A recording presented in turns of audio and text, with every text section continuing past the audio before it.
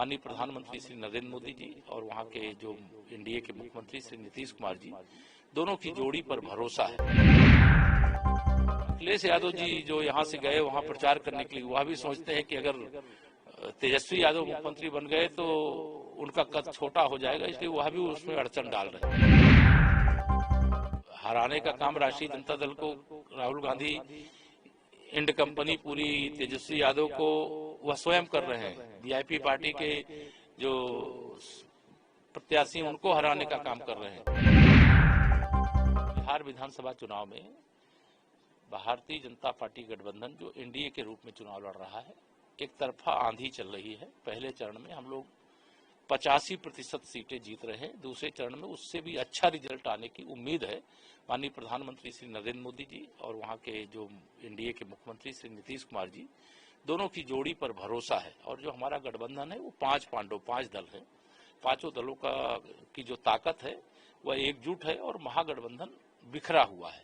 जैसे मुझे जानकारी जो अंदर खाने से मिली है, राहुल गांधी किसी कीमत पर तेजस्वी यादव को मुख्यमंत्री नहीं बनने देना चाहते और अखिलेश यादव जी जो यहाँ से गए वहाँ प्रचार करने के लिए, वह भी सोचते हैं कि अगर तेजस्वी यादव मुख्यमंत्री बन गए तो उनका कद छोटा हो जाएगा, इसलिए वह भी उसमें अड़चन डाल रहे हैं।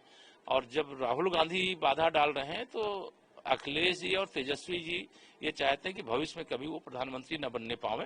तो ये तीनों में गुत्थम गुत्थी है, आपस में लड़ रहे हैं और एनडीए एकजुट होकर के जनता की सेवा के लिए मैदान में है।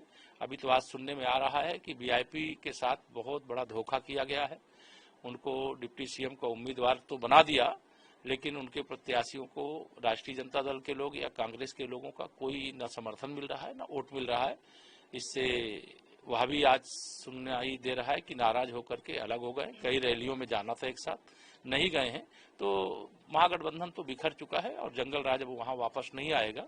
विकसित बिहार बनेगा, विकसित भारत बनेगा। सर, कांग्रेस नेता राहुल गांधी वोट चोरी का आरोप लगा रहे, कोतवाल को डांटे। हराने का काम राष्ट्रीय जनता दल को, राहुल गांधी इंड कंपनी पूरी तेजस्वी यादव को वह स्वयं कर रहे हैं। वीआईपी पार्टी के जो प्रत्याशी उनको हराने का काम कर रहे हैं और आरोप भारतीय जनता पार्टी पर लगा रहे हैं। उनको मानसिक बीमारी हो गई है, वो अपना इलाज करावें। 1 साल पहले हरियाणा का चुनाव हुआ, उसके वोट चोरी का आरोप 1 साल बाद बिहार चुनाव प्रचार के बीच में जाकर के लगाने का काम कर रहे हैं। तो इससे जो बाल बुद्धि जिसको कहते हैं, इसका पता चलता है। सर, फरीदाबाद में एक डॉक्टर के घर पर 300 किलो आरडीएक्स मिला है, AK-47 और भारी मात्रा में कारतूस भी बरामद हुआ। नई जानकारी मुझे भी अभी मीडिया के माध्यम से मिल रही है और देश के दुश्मनों को खोज निकालने का काम जो हमारी सुरक्षा एजेंसियां कर रही हैं वह सफलतापूर्वक आगे बढ़े। और वर्तमान में जिस प्रकार से देश के दुश्मन कोशिश तो करते हैं, लेकिन हमारी सुरक्षा एजेंसियां उनको विफल कर देती हैं और यह बहुत बड़ी सफलता है। और देश के ऊपर बहुत बड़े हमले की तैयारी थी और जैसे नक्सलवाद मुक्त भारत हुआ, उग्रवाद से मुक्त भारत हुआ, वैसे आतंकवाद से मुक्त भारत बनाने के लिए यह एक बड़ी सफलता है। सर, एकता यात्रा आज निकल रही है, आज आपका कार्यक्रम? हाँ, निश्चित तौर से एकता यात्रा यह माननीय हमारे देश के पहले जो उप प्रधानमंत्री और गृह मंत्री दोनों जिम्मेदारी निभा रहे थे।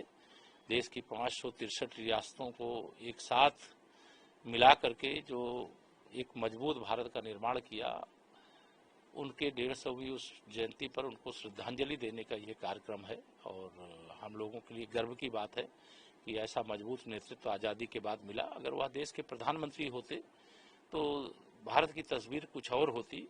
जो श्री राम जन्मभूमि के लिए हम लोगों को इंतजार करना पड़ा आज़ादी के बाद 2021 तक, वो इंतजार नहीं करना पड़ता। सरदार पटेल जी अगर जीवित होते तो अयोध्या, मथुरा, काशी की समस्या भी हल हो गई।